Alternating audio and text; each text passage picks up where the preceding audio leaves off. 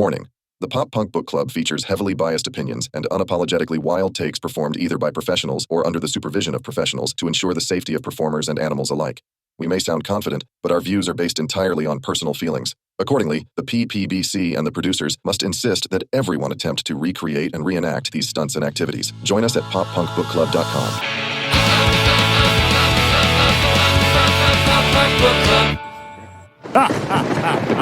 It's me, Adam Lazara from the This Photograph is Proof music video, whatever. No, it's me, Jayson. Welcome to the Pop Punk Book Club Halloween special. It's just me today. Unfortunately, Sam couldn't make it, but I think I can probably push through and do this myself. Today, we're going to be doing the Used album. Already, I'm looking to that empty seat.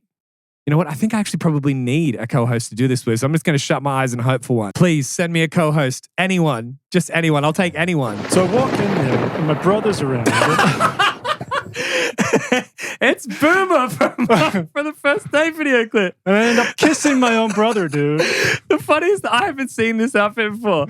That's so funny. The funniest part is you got a mustache on your mustache. I didn't quite account for that. And my mustache is kind of sticking out from the sides of the other mustache. Well, I mean, I got tape on my shirt because I couldn't find a black and red shirt. That's so funny. But yeah, no, welcome everybody to the Emo Book Club Takeover special. The pumpkin's blocking the book club. It should be blocking the pop punk because we could. Yeah, true. We're doing the Emo Book Club today. Yes. But I didn't really come in theme for the Emo Book Club, nor Halloween. Well, you came in theme for Halloween. Yeah, true. Yeah, it's been a lot of work to it. And you got the guns on display, which for you are your legs. But we're going to start off today's episode not with a typical thing as we do. You know what's really funny? We actually had someone say, when I first started listening to the podcast, I used to say to myself, hurry up and get to the music. But now, you two talking shit is my favorite part. Yeah, right. Yeah. Someone actually likes listening to us talk. Yeah. I'm blown away by that. Yeah, but that's what we're trying to do is we're trying to phase out the music eventually and just have us just talking shit. But no, Shorter, really. It's no, you got to hit everybody with a what the fuck. Perfect. Yeah, so today, I mean, as I said, we're not, unfortunately, we're going to be letting that person down because we're not going to be talking stuff. We're going to get straight into what we've been looking forward to since Smash, I think. Yeah, maybe. It's time for a wank party. Yes, finally. Yes, happy birthday. I was going to say, it has a party theme. Celebrate good times. It's wank time. Celebration. Question before we get started with the wanking. Does the name Chris Higgins mean anything to you? I don't think so. Right. So, Christopher Higgins, this is on Wikipedia, best known by his stage name Higgins X13, if that's how you say that, is an American musician best known as the backup guitar, keyboard, percussion player in the punk rock band The Offspring. Oh. Right? Coincidentally, we started talking about wank, I think, on the Offspring episode, wasn't it? Or maybe it was before. I can't remember now. No, say it like you mean it. It was yeah. But still, because it was Mark Trombino. That's what brought it up. Good point. So he joined The Offspring in 1994, shortly after their breakthrough with their third studio album, Smash. Full circle, it's all coming around. But if you keep going through, he essentially he used to work as a member of the road crew. And even on that first tour, he performed with the band during certain songs such as Come Out and Play. Right. Which if we're going to do the whole thing of like tying it in, that's probably my favorite song on the album. Oh no, I'm really trying to stretch here why that's important. Yeah.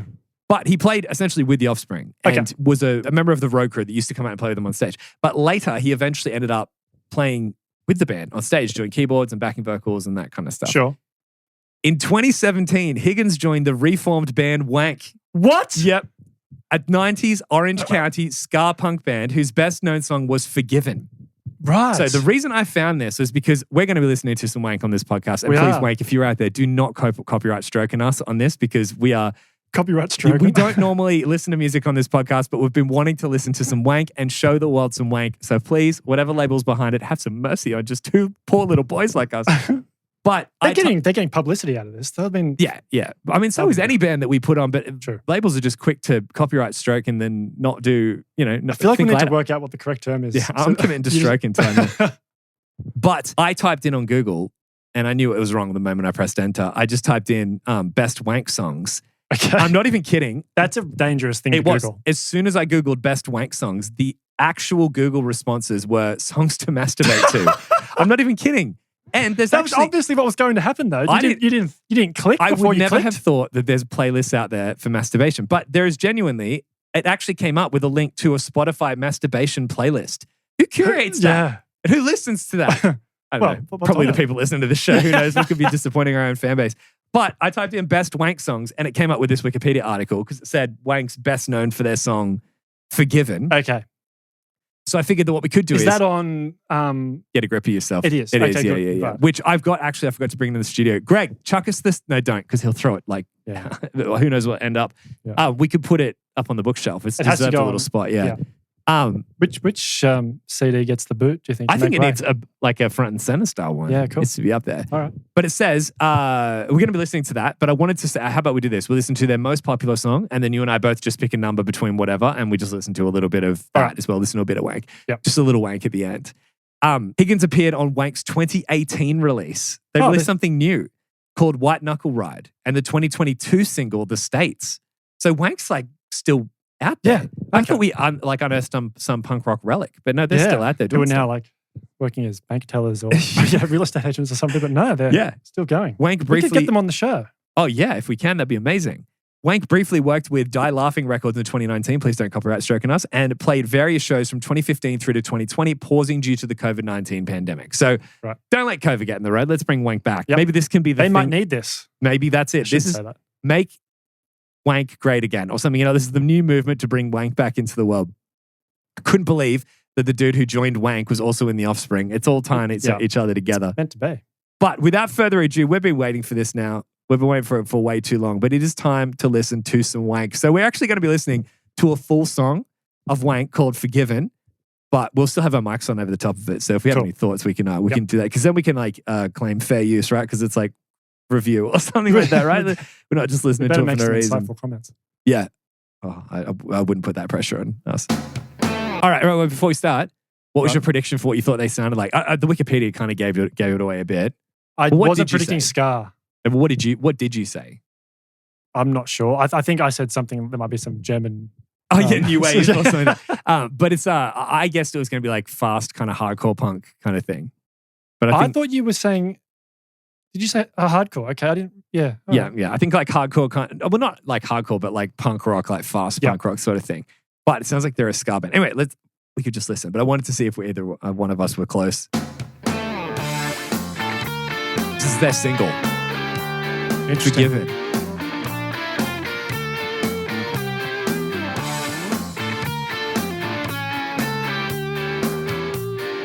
Bit of ska elements already with the upbeats. Yeah.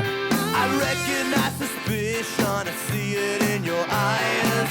I'm like the devil. That sounds familiar. Yeah, that sounded a lot like something else. That's straight from something else, or something else is stolen. Something from like that, stolen from these guys. Somebody stole my heart. Now I can't explain where it is. I'm going down to the river, bathe in the water. I had no idea it would be like this. No. Yeah. More ska than ska punk, really, isn't it? Yeah. Bathe in the water. It's a way to make a living, but will I be I hope that their most famous song, or most liked song, was a bit more upbeat. Yes. Could just be this single. What is that from? It's so from something. what's on your mind. It's like using the same scale as Hotel Yeah. California a little bit, don't you think? Wait to hear the lick Kinda. again. I'm hearing dun dun dun dun. Goes to the third. Somebody stole my heart.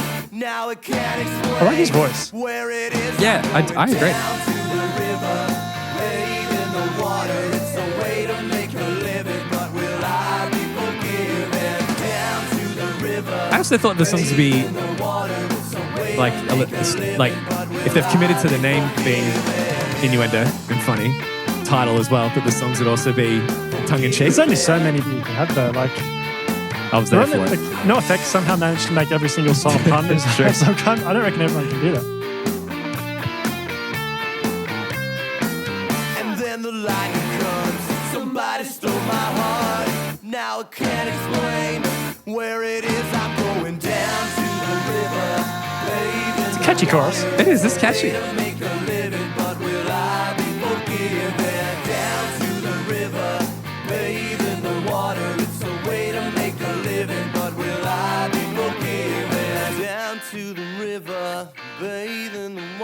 search some way to make a living. Will I be forgiven? All right, Okay. quick rating. What are you giving that? Look, I'm going to say a good. I was going to say it's good. Potential to be, maybe it could get up to the great category. It might grow on you a little bit. I'm interested to hear more. Yes.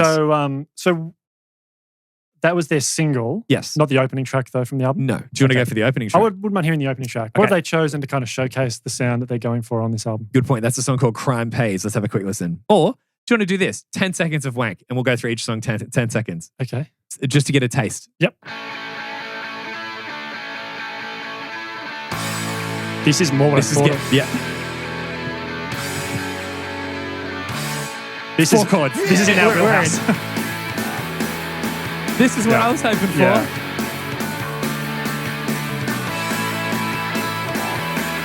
A little bit early, Sum 41. Yeah, and Yeah. the Duranchy, I was Yeah. kind of right Yeah. in the Duranchy. Cold blood runs through my veins.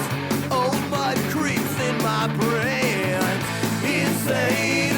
Yeah, I'm in at this point. Same. I Yeah. think this is better than the other one already. Yeah. Enforcement is my specialty. You wanna dance with me? You want a tragedy? I'll give you misery.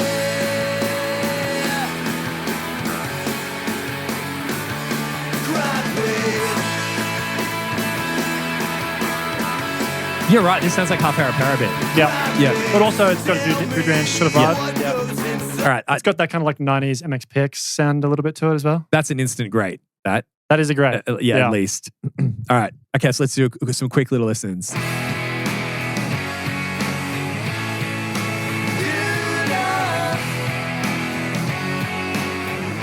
Pretty good. I wasn't that blown away by the first song. And these two have shown promise. Fast Was forward. this the second track? This is third. Oh, second was the single. Second was the single. What an interesting mix of 3 songs to start Yeah. an album.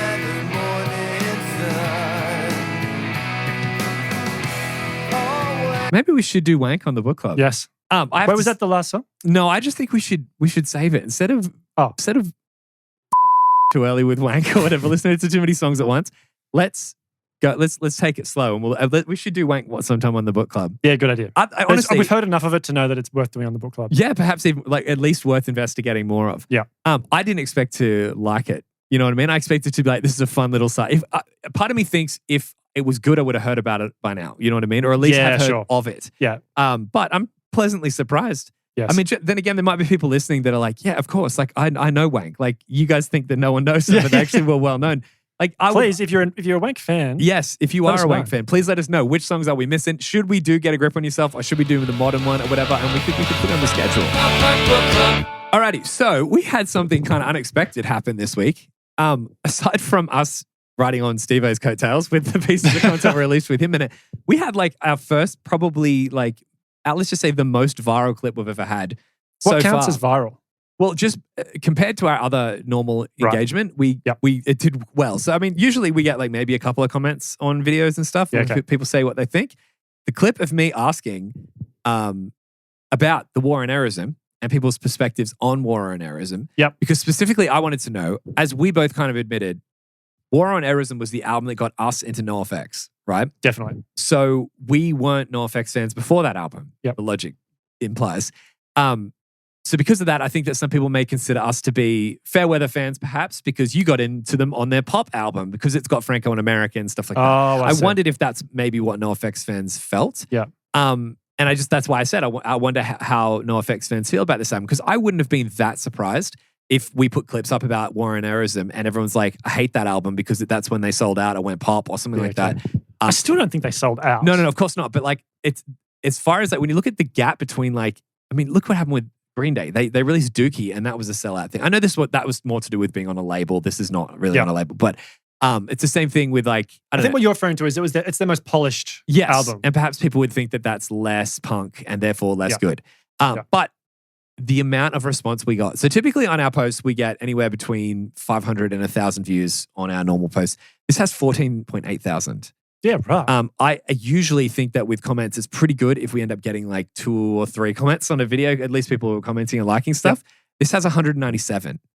comments. Yes. Now, a lot of that is me replying to people because I'm nice, man. What can I say? When people comment, I respond back and I say I like it or whatever. All right. So it's roughly half that then in terms of like unique comments that are not from you. A bit over half because sometimes I'll comment and reply, then other people start on a chain, start talking. But still, like there's probably over 100 comments from other people. Yeah, cool. Which is crazy. That to me, I've been monitoring it all week and checking it out. I very much thank everyone for letting us know their thoughts on the album. But there have been so many really cool takes on it. A lot of people, like I would say, well, if there's 100 people that have commented, 98% of them have said that they love this album. Not just like it. I would say, actually, let me put it this way. I'd probably say 90%, maybe to 94% say this is my favorite NoFX album. Favorite NoFX album? And there was probably maybe a bit more than that. Maybe it was like 80%. But still, there was probably 10% then of people that would say, I love this album, but it's not my favorite. It'll be my top 3 though. Like they still have a lot of praise. I wonder for if they're our age. Maybe. Because we were like the perfect age. We were like 15 when that came out. Yes. It was like a perfect time to get into like a band like NoFX. Yes. Whereas if you were if you'd been a fan of them, like, you know, if you were 15 in 94 when Punk and Drublet comes out. Yeah. Different story perhaps. But I don't know, maybe those...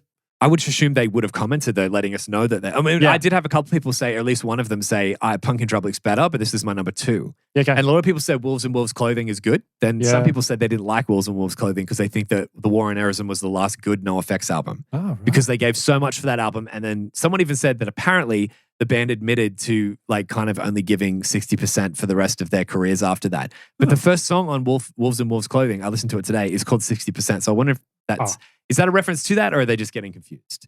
Yeah. I don't know. But still, a lot of people have said things like, and there was only like probably 2% of people that said, I didn't like this album. Okay. And when I asked them why, some of it was because they were on the right and they didn't like the political position. Other people, like one other person or maybe 2 people, it was so small, said, it's just too pop for me. Interesting. To know. Yeah. Someone said, to me, NoFX is the best, most talented punk rock band to ever exist. I'm like, that's pretty interesting because that's a pretty fair comment. Punk rock band. Yeah. Yeah, you might be right there. Someone said, Someone said, this album has aged so well. Loved this album. At the time, it was definitely the black sheep, especially among diehard NoFX and punk in general fans. Okay. Which is an interesting perspective. And then I said, that's what I was wondering. And he said, kind of crazy when you think about the themes of the album, very much the poppiest of their albums, but the themes were very much hardcore punk. Good point. Yes. Which is really good. That was Bingo Dino DNA. I got to start shouting people out to good Jurassic Park reference right there. I like that. Oh, yeah? I love Jurassic Park and I didn't get a reference. Someone said, this is one of the negative comments, which is very rare. Right. So even though I'm reading this out, it sounds like at the moment it's 50% of representation. This was not it. This is why I thought it was interesting to at least see people not say, this is one of my favorite albums ever. Like when they give feedback, like contrary to the mainstream, that was where caught my attention. Someone said, it was an eye roller. Despite me enjoying the album, they admitted to riding the coattails of bands like Anti-Flag to make a buck. And someone said, they still paved the way for American Idiot years before it was popular to be anti-nationalism in punk, which is a fair point too. Perhaps War on Errorism allowed Green Day to do American Idiot later. Yeah. Maybe. And then someone said, wait, what? And then someone said, yeah, Anti-Flag was just making a buck like the Dead Kennedys, Bad Religion, Bad Brains, and all the rest. I think they're being sarcastic. And then this person said, yeah, but Anti-Flag was doing it for a decade before that, just saying. So people got really... about the political position. Some people had different perspectives on that, which is really cool. I loved reading these comments. Someone said the separation of church and skate is easily a top 5 NoFX song, maybe the best.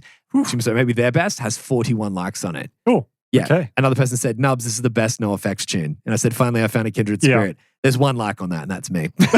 There was 41 on the other one of all these people agreeing. Someone said something about... So even that, it was on that one about the separation of church and skate being easily a top 5 NoFX song, maybe the best. And I said better than Linoleum and She's Nuts, lol. You're trying to sneak in She's Nuts. She's Nuts is a great song. Yeah, I totally agree. But one of the best points on here, it's so good. I love why I love it is not put cobwebs everywhere. What I love about it is that it's not so much about the fact that those are not cobwebs. We're getting attention. It's not about us being viral or getting attention. It's this encouraging conversation around particularly lesser known albums that people have a cult level attachment to. Yeah. And I love that. I wish we had this on every album just to see everyone's perspective on and that. Creating a little community of people that like this music. And exactly. Yeah. It also doubled our follower count. So hopefully people that have checked this out are going to listen to more of the show and join in the book club more as we move on. But someone made a really good point. I mean, this is the thing. It's so positive and nobody left any negative comments aside, those two people about the album itself, like that's really good. Which was bit of a breath of fresh air after the kind of roast that I got for my Smash takes. Some guy left a comment the other day saying, "What are you guys 12? Smash is the best." And I'm like, okay, fair enough. So you go to his page and he's got Sonny's and he's like an older like Gen X dude. And I'm like, yeah, okay, thank you, sorry. But someone did say, I looked into and got into every single band that is mentioned on that album. It opened me up to so many punk bands I would have never heard of. And I was like, that is such a low-key like benefit of this album is that he goes through so many band names and says things. It makes you want to check them out. That would have taken so much time though. Like think of all the band names that he mentions in Two Jealous Agains. Yeah. There's got to be like 50 bands. Yeah, and in 13 Stitches, he goes through a bunch of bands at live shows too. So you're right that you probably find a whole bunch of stuff there as well. Just you can buy a whole like library full of CDs just by listening to War and Arism. So when people say it's a gateway album, perhaps it's a gateway album because it gets you into a lot of the bands that you end up getting into. You know what I mean? Very, very cool. Now I have to say though, the comment of the week, if I'm going to start, I say I'm not going to do that, but I think I'm going to do it. A lot of people have been saying that they have been loving Popeth Punk, which is really fun. Good. Someone said, I never know the answers to these, but I just save it to my favorites and come back when people have found the answer just so I can know. But the best comment ever that I found is so funny. It was making me laugh so much. It just tickled my sense of humor. So just letting everybody know, maybe we should be letting everyone know each week what the previous week's Popeth Punk answer was, in case people aren't following on socials. So the first week that we did it was My Friends Over You. Was the very first one we did. And then the next week for Open Your Eyes, as you did, your answer was Damn It by Blink-182. I thought I did Damn It for you. Yeah, that's what I'm saying. Your Popeth Punk was Damn It, not your answer. That's right. Yeah. So your one was Damn It. Yep. Then the next week was me again. And what did I do? This is the one. This one, right? Someone left a comment, and of course, someone, a lot of people figured it out and said it was Cute Without the E by Taking Back Sunday. Well, first of all, someone said Cute Without the E, blah, blah, blah. The part that gave it away for them, which for you and I, obviously, it was which would you prefer, the trigger, my finger on the trigger or me face down on the floor, which is pretty much the same as the lyrics from Cute Without the E. And it comes right at the end as well. Yeah, there are a few nervous moments where you're thinking to yourself, I don't know that I'm I don't know if I'm going to get that. But someone actually said in the...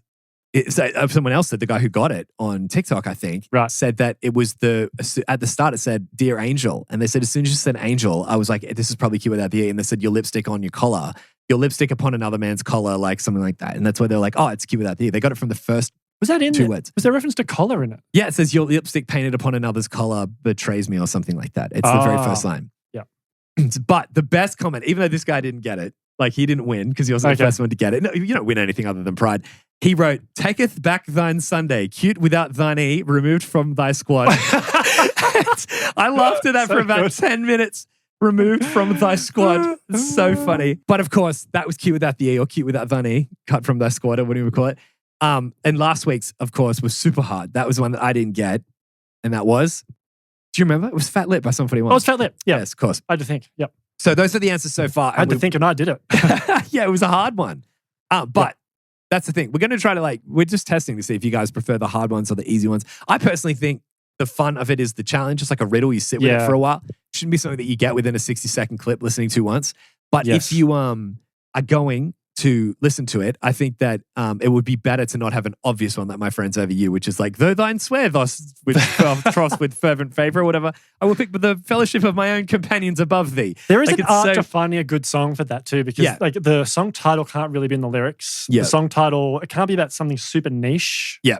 Yeah. I have to say though, today's a good one. Okay. I'm very happy with the one I've chosen. All right. So everyone just stay tuned for like expert level, you told me. Is that right? No. It's not super hard. Oh, it's not super hard. It's just, it's a song that when I think it will it'll probably be the most satisfying one when it clicks. Because it's one of those ones you'll be like, I don't really get it. And if it clicks for you, it'll be like amazing. You know, it'll be such a relief. I've even got the mic all taped up. I could do that. Yeah. You know, it could actually work. I like the nose ring too. Thank you. I had a lip ring in. It hurt. I just committed to this. Committed for this podcast. I didn't commit to the lip ring. Yeah. I was like, be committed to the ring. We all know Boomer. So, did you ever think a pop punk book club go emo? Yeah, would do the Used of all bands. I mean, there's a part of me that loves this, though. I can't wait for the next opportunity to do something a bit more adjacent. We did legitimately love this album when we were in high school, for sure. Yeah. I always ask this question every episode, but how did you find out about the Used? Do you remember? I don't remember how I found out about them. I don't remember how I found out about them. The answer in that case is probably just Ben, because he showed us all the music that we end up liking. But I remember something that really made me connect with them a lot, that I think was part of the reason that I loved them as much as I did. I really liked the Used, but do you remember, like, this is such a niche reference. Maybe this will unlock some memories from people out there. But the Atticus Dragging the Lake DVDs, they were like a video magazine that came out for a very short period of time. I remember the CD. Yeah, there was a CD, but I don't remember the DVD. Oh, so I have it still. Oh, really? Yeah. So Ben, of course, he had it, and he burnt me a copy. I have a burnt DVD of the Atticus Dragging the Lake DVD, and the Used are one of the feature bands on that. Is it like a live performance? It's like a video magazine. So it's kind of like an article, like the video magazines. I remember back in the day, I used to get like the 411 VMs for skateboarding, and they're a video magazine where it's like an article is like an interview, and then it's like a little segment, then it cuts to some skating, blah, blah. It's like, visually, it's like a magazine, like with articles being interviews. It's really strange. Yeah. But with Atticus, it's like we're hanging out with Coheed and Cambria on the road for a bit. And now it's a live performance from The Hope Conspiracy. And then it goes to other bands too. Yeah, cool. But I found out about a whole bunch of bands that I really liked through the Atticus Dragging the Lake DVD. I don't know how many they went for. This is the very first one that had the Used on it. I looked it up. Okay. And the bands that were on it were awesome. Apparently, I think this might be for the CD, but I'm not sure about the video magazine. But I can only imagine that they help out like that too. But Mark and Tom from Blink-182 chose the bands for the Atticus Dragging the Lake CD. So I think they might have done it for the DVD as well. Don't one of them own I think Atticus? Tom had something to do with Atticus and Macbeth, right? Yeah. That just brings back memories, but I'm not quite sure exactly. But on this DVD, listen to the bands that were on it. The Used, Black Flag, Recover, I remember them from the DVD, Sparta, Thrice, Cursive, The Hope Conspiracy, who are a hardcore band that I fell in love with because of this Atticus Dragging the Lake DVD. Yeah, okay. One of my good friends now, we bonded initially because he couldn't believe that I liked The Hope Conspiracy, because a lot of people don't know who that band is. And I was like, I was on an Atticus Dragging the Lake DVD. Yep. Further Seems Forever, Coheed and Cambria, and then Blink-182. Further Seems Forever. Yeah, that was so good, eh? I haven't heard that name for ages. There's a Light Up Ahead. What a banging song that is. It's like, makes you want to cry. Totally forgotten that. Like, just like the name rings a bell, though. Yeah, wasn't Chris Carabra, how to say his name, from Dashboard Confessional, used to be the lead singer in Further Seems Forever or something? Yeah.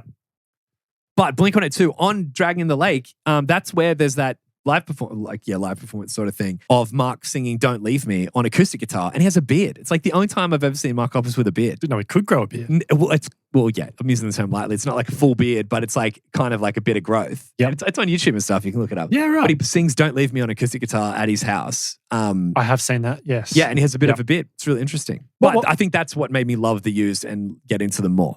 Yes. So that's... Were they the first emo band you got into?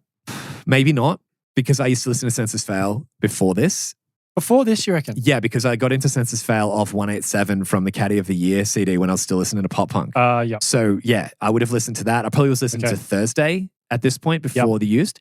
But it's really strange because even after hearing this album, of course the album's emo, but it's not like any other band that would be also considered to be emo. No. It's like a really almost like musically clever rock emo.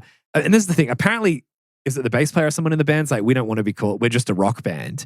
Which was trendy at the time. I remember there was a lot of bands that used to say, almost ironically or like tongue-in-cheek, we're a rock band, and they obviously weren't. Like, they had to be sub-genred. Well, emo became like a dirty word. Yeah, true. Just no one wanted to be affiliated with. Because a lot of bands didn't. That is. Emo, when it first came out, was like Tell All Your Friends, Taking Back Sunday. That was emo when it first came out. I mean, before that...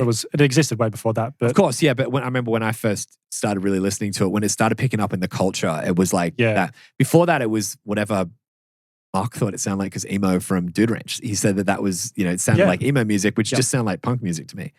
Or punk rock, right? Or like pop punk, whatever you want to call it. The Dude Ranch style. It doesn't sound too different to the rest of the songs on that album. But then, as Steve-O was saying, there were a lot of bands like The Cure and stuff before that were like actual, like, emo back in the day. But for me personally, I was saying that it started as like Your Favorite Weapon, Brand New, and Taking Back Sunday, Tell All Your Friends. Do you think, I can't remember whether I heard them before I heard this. I think so. I would think that I've even was a Taking Back Sunday fan before this as well.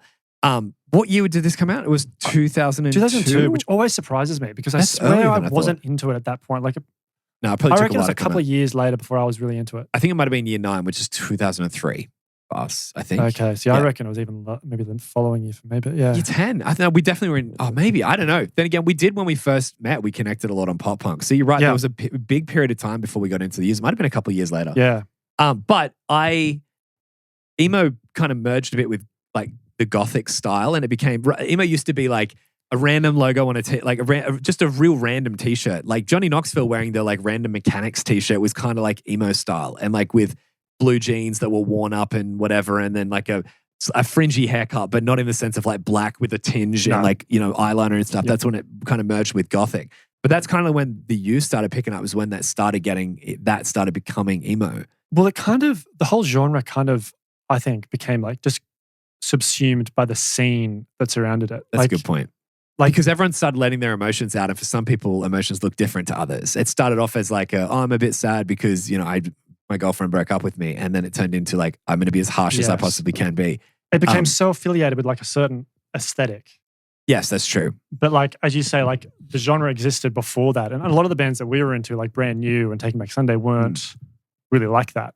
Are there any areas of emo that did you like all of them, or did you? So I always gravitated towards the more melodic bands. Like, I liked some screaming. I mean, I loved The Used because it blended the melodic vocals with screaming. Yes. I was never really a fan of any of the bands that were kind of like just pure screaming. So the ones that I would say I loved were, I mean, obviously we've spoken about Brand New and Taking Back Sunday, but then I loved Census Fail, Funeral for a Friend. You love Silverstein too. Silverstein, how you say it? Those were the bands that I was really into. I agree. I just personally never liked any of the bands that started getting, and this is my opinion, but when they started getting really whiny and really like, the screaming just got cheesier and kind of cornier. And like, I mean, I'm not going to I don't know bands specifically because a lot of them just were so forgettable that no one's talking about them now. They just like only just minor successes. But they seem to be the bands that like all the local bands tried to be like, and that was just Warm Me Out, kind of like that other pop punk sound that I've talked about in previous episodes of Warm Me Out. But I never was a fan of bands like From First to Last or... I think that's a classic example of one where it became like so associated with the scene. Yes. Emo. Yeah. It just got a bit too grimy for me. That's just not what I was about. So like I was with it for the most part, but like as I said, was raised listening to metal. So like I think I naturally, if I want, maybe for some people who didn't listen to metal or anything like that, that was like the metal version of emo, of like heavier emotions, heavier sounds, screamo, breakdowns, that kind of thing. Yep. But to me, I just go, there's better sound in metal. I'm just going to go there. You know what I mean? Yeah, okay. So it's pretty funny. Certainly though, it's interesting how like I think a lot of people took that transition from like, you listen to pop punk and then you kind of grew up a little bit and you wanted something that was a bit angrier, a little bit more like emotionally in line with the emotions you felt at 15. Well, I guess so. Yeah. And this kind of like the emotional like vulnerability of the lyrics and the vocals kind of really resonated, I think, and made the songs kind of relatable in a way when you were like 16 years old. I think that like, if you're right, even though everyone kind of hit this central point and then went off in their own direction, Used was kind of like a commonly shared area where everyone could kind of connect on. Because I don't know many people that didn't like the Used that liked other emo bands. Like the Used were kind of like the band. Like as some bands were like dominant in their genres, like the Used are kind of like that. And the only exception to that I would say is once they kind of like, from like the following album onwards, like In Love and Death, where they became like a top 40 type band. Yes, I think that kind of, a lot of people jumped off the train. I agree. Yeah. They kind of lost their, in my opinion, at least in my immediate circle, they lost a bit of hype there. Yes. Because I remember I saw them live. You would have seen them too, right? Taste of Chaos. Yeah. Yeah. And that was around the In Love and Death time. Yeah. That wasn't, so we didn't see them around the time of the self-titled album. No. Maybe we got into them just before that second album came out. Or, I'm not quite sure. I think we were definitely into them before it came out, but you're right. It's probably like approaching that period. Yeah. And I was like, it has some songs on it that I like, but it's not. No, never it's not the same like level of this album. No, definitely not. And you're totally right. Like there are very few people I think that you would meet that are not fans of this album if you like that genre. But I have to say, and maybe this is a big statement to make, I don't like. Everyone says, "Oh, the Used like an emo band or whatever." I haven't heard any other band do this sound, and I haven't heard that really like before that or since that. Like I think they probably pull from like a lot of post-hardcore kind of references of like the chord work and stuff.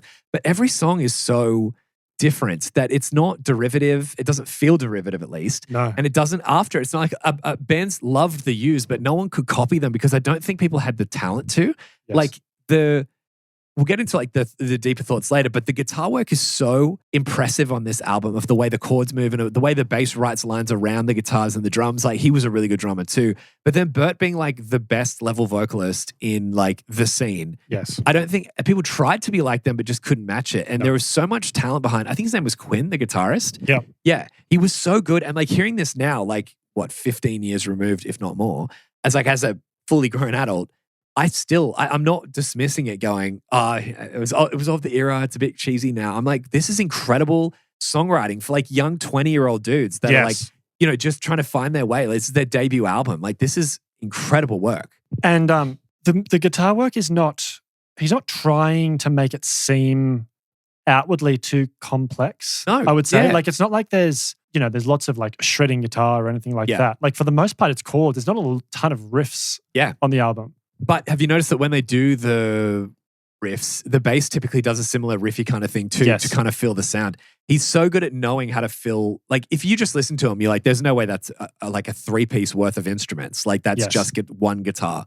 It sounds so big and so full because he fully makes use of the entire instrument. It's kind of like Billy Talent a bit, how the chords are so full in the Billy Talent songs because he just fills the sound really well in that band, like especially on their debut album. But there's one for another Takeover, the debut Billy Talent album. But it's really funny because this is the album that John Feldman produced, who did Goldfinger, who we did recently. And we talked about this album a bit on that episode.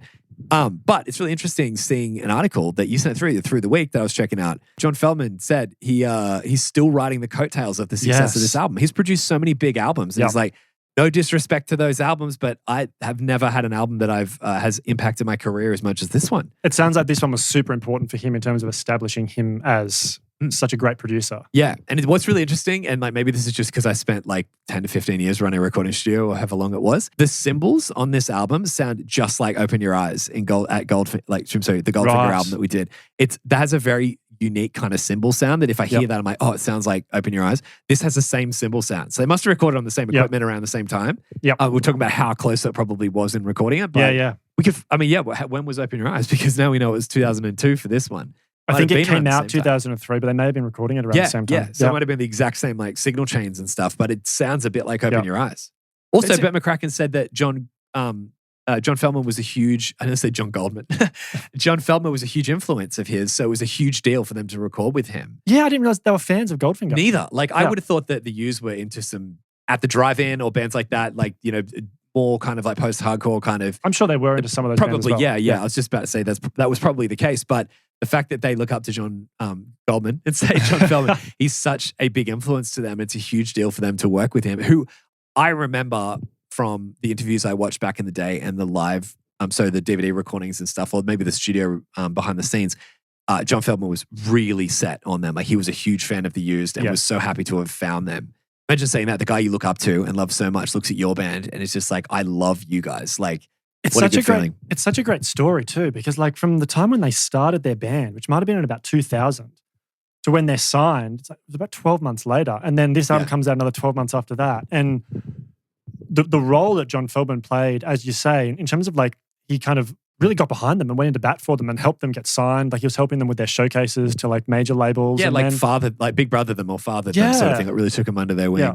I heard ages ago, I might have been wrong about this, but the Used used to set up and play at skate parks on half pipes and just play to the skate park all day. And I'm like, maybe I was like, when I remember being in a band, hearing that going, that might be the grit and grind that's required to like, one, get really good, like as a band, is like super tight because you play so much. But I thought to myself, what's stopping me from going and setting up at the skate park and playing? Like, you can make that happen. I just loved the like the grassroots punk rockness to that of like just set up and play and like until you get shut down and just play everywhere you can. But the Maybe Memories DVD, like where they perform at the Henry Fonda Theatre or whatever, that is one of the best sounding live performances, and he just nails the vocal performance in that. And it goes to show how good he was. But as Kale said, there were times, he reminded me, there were times where he'd go offside stage and vomit and stuff on stage because he'd scream so hard. Did you hear the story about when they did the, I think it's on that documentary, that when they did a showcase for one of the major labels, he was like, they're in like the front row in like their suits or whatever, and he's like screaming and like vomits on their shoes. Oh. And they were like all in because they were like, I've just never seen a band that's kind of just like so, I guess, real. rawly passionate. Raw. Yeah, definitely. And that's what you can't help but like appreciate, because this could be an album. If you said there's an album from when we were younger that was like when emo was emerging, where it's super emotional, heaps of screaming, heaps of emotions, you'd be like, this is going to be sappy, like corny, or like it might have not aged well. This still is sick. Like, and when you hear the songs, there was no part of me that felt that like the songs were cringy or anything like that, where I'd be like, ugh, like maybe I'm just a bit older. I thoroughly enjoy going through this album this week. And you can't say that for a lot of other albums in the genre, I don't think. Unfortunately not, because it was definitely a passing trend where everyone accepted that level of, or that specific type as well of emotion that people just probably aren't as open to these days. Speaking of that topic, did you see that in, I think it was 2015, NME magazine included this on their list of 20 emo albums that have resolutely stood the test of time? Yeah. I have a note here for that. I said, perhaps this is the most important emo album. I can't think of any other emo albums that were like more important than this one. Okay. Maybe Memories. Yeah. Would you give this one? I said Crown. I said a Crown as well. Yeah. This is a great opener. Yeah. It's for this album and for what they're trying to do, it's a really good opener. Yes. Talk about like setting the tone for an album. Yes. That's exactly what I was trying to say. That's put it really well. Yeah. It's almost like Guerrilla Radio-esque by Rage Against the Machine. That like building the vibe of getting it big. Yeah. I wonder if that might have been a band that they're influenced by. Because they just sound so different that I can't hear this and go, oh, it just sounds like they're influenced by X, Y, Z. It sounds like they're influenced by 3 or 4 artists that they've molded into their own sound. Well, I think one of the other things I read is that I think they come from different, like they've each got their own influence as well. So it's not like they were all listening to all the same music. They've all kind of brought their own stuff. Which definitely makes a difference. It's got that kind of like aggressive, in your face aspect, but then it's also like soft and vulnerable at times as well. Like, which kind of basically just encapsulates what this album is. I 100% said that. That's actually my first note. I said such a strong opener, but shows the loud and soft side of the Used, which is an early demonstration of their depth and contrast. Yeah, I copied it. I was looking over your shoulder. It's just like a teacher has to come and smack your wrist. Isn't it wild that teachers used to like beat kids back in the day? Yeah, like our parents be like, "Oh, we used to get the cane at school," and I'm like, that is ridiculous. That's a paddling. That's a paddling. But the Used on this album, you're right. When they go heavy and emotional, they go really heavy and emotional. But when they go soft, they go the other way on the pendulum. They go all the way beautifully soft. Yes. And this song definitely shows that off. The part in the bridge where he says, "Whited out, glittering wax butterflies," is so amazing. It's just so ethereal and beautiful. And then it doesn't just go from, a lot of times bands will do that where they bring in a really beautiful part to just drop into a heavy part to immediately bring the light and dark. Yeah. He goes from that just back into the chorus and it just flows. It feels like a river of sound. It's just flowing between it, which is great because they're not trying to rely on not gimmicks or whatever, just but they're not trying to leverage contrast to make the song more impactful. Sure. They know they can just do it with the lyrical content, the melodies, everything. I wonder how much of a role John Feldman had in that. Yeah. It sounds that he was very influential in terms of shaping their songs and particularly bringing out the choruses and things like that. Yes. I mean, that's the thing also is John Feldman, you might think is just a guy, a pop punk guy, but obviously he isn't because he's produced a lot of bands of a billion different genres. He's obviously someone who is very musically talented and gifted and able to produce multiple genres. So I wonder that. I would love to know how awesome would that be to hear. These are our demos before we even worked with John of the same songs. So I want to hear that. Yeah. Yes. That'd be amazing to be able to hear that. Yeah. I don't have them, by the way. I want to hear that, mate. Hand them over. I've been saying we agreed you were going to bring them. Or was that Greg I told you to do? I wouldn't have given Greg that responsibility. Yeah. This was the first song they wrote. Is it? I'm pretty sure this was the first song they wrote as a band. It was definitely the first song that Bert put vocals to, which is amazing. I didn't know that. That's crazy. Bold as to be like, this is our first song and we're putting it first on our debut album. Like not trying to, we wrote better songs and we used them as openers. It's like, we got it right the first time. It's like a huge statement. Speaking of the wax butterflies line, going through the lyrics while listening to this album is really good because this was an album where when I listened to it like back in high school, there were so many bits where I clearly didn't know what exactly he was saying. And the wax butterflies line, that's not what I thought he was saying. I don't know what I thought he was saying, but it definitely wasn't that. It's not like the Shania Twain thing. Yeah, true. I agree with you. I didn't really think about that, but I would not have known that. Yeah. I think I heard him say butterflies because Quinn comes in with the backing vocals going butterflies in the background. You made him sound a bit dumb. That's what he sounds like. I don't think you're doing him justice. I'm just representing it. Oh, maybe in my head I sound better. Alrighty, so Taste of Ink. It's a flame. Oh, dude. Oh, no, it's a crown for me. Sorry to pull the rug out from underneath you. I give this one a crack. Seriously? Yeah. I just knew you were going to give it a play. Sorry, you look devastated. I feel like you need to justify yourself. I feel like this is a incontrovertible flame. Yeah, well, I mean, flames are subjectively, emotionally impactful. No, whatever. what do you mean? I know they are. But still, I know you're right, but like whatever. No, I reckon if you asked me back when I first listened to this album, it would be the hardest of Flames. Now I just think it's a really, really, really banging track. Okay. It just doesn't hit me in the same emotional way that some other songs do. But I mean, this was the song back in the day, right? Like this was the used song when everyone knew this. You can't really overstate Everyone how loved it. earth-shattering it was when you heard this for the first time. You're like, what the is this? Because it has the chargy big chorus, like it's anthemic, but the verses were so different sounding, but it had like that punchy kind of sound. And it scratched the emo itch, but wasn't cheesy, it wasn't cliche, it wasn't like... No. Yeah. Uplifting. Like it was one of those songs that just makes you want to be like, yeah. Well, in the guide here, it says that they had a different chorus for it, which I wonder what that sounded like. I haven't heard that before. No. I didn't even know about it. This is the one. I'd love to hear the demo of this song. Yeah. And he says that we walked down to, they got told that they needed to write, John Feldman said to write a different chorus. Yeah. And they said, we walked down to Venice Beach. We sat down on the beach for 10 minutes with an acoustic guitar. Somebody started strumming out that chord progression and the chorus was written instantly. It was meant to be. Yeah. It was a really special moment. I think it makes the song just that much more special for me as well. He's very poignant with the way he looks back on the band and the love he has for the band. It's always just like, it was a magical moment of us being on the beach together. Like you can tell that the band means a lot to him, which is why the music is so thoughtful and intentional, I think. Yep. Interesting though, it wasn't the lead single. I think that was Box Full of Sharp Objects. Really? I'm pretty sure. I remember on the front you said what the singles were. I think it was a single, but I don't know that was the one they chose first. No, the first one here says Taste of Ink and then Bury Myself Alive and then Blue and Yellow. Yeah, I knew that. Was merely retcon yourself. Just seeing if I'm paying attention, because who else is going to write in? Just a live Kurt sends in a message straight away. These cobwebs are a bad idea. Really? Every time I lift my arm, I'm like stuck on them. I said it's such interesting chords and progressions on this album. Like he's using ninth chords. That's what those chords are. It's drop D. I remember how to play it on guitar, but then ninth chords, which reminds me of bands like Motor Race, like that kind of indie kind of sound, which is interesting, taking ninth chords from typically not used in this genre and used in other genres. Another band that did use ninth chords a bit, Funeral for a Friend. Oh, yeah. Yeah, like Juno, have you said that name? Yes. That's a lot of ninth chords in it, but that kind of sound is built into that kind of emo one. I'd love to do Funeral. I've said about that before, but like I'd love to do Funeral for a Friend. But and just one more thing, another beautiful bridge, like the glittering wax butterflies. As long as you're alive, here I am. I promise I'll take you there. Yeah, the way he sings the melody in that, it's just such a good singer. I don't know. It's almost like it's unfair how good he is at singing and the vocal performances on this album are insane. Yeah. Like the dynamic in his voice, not that they're screaming in this song, but like the ability to go from the singing to the screaming, but then also like the dynamics in his singing, to do like the soft, like falsetto-y stuff that he does in some songs. The way he can let his voice break a little bit, where he's like singing a really big note. Which is really hard to do. Yeah. Really hard to do.